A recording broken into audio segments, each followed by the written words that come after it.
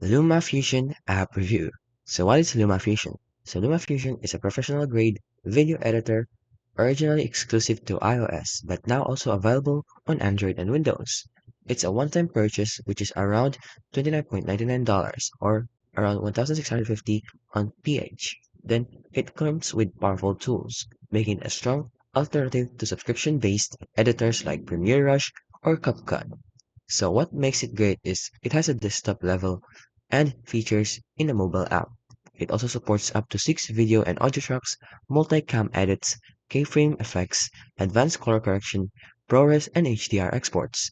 It also has a professional built UX, which includes a magnetic timeline, a drag and drop support, a built-in voiceover, tools, stabilization, title layers, and many more.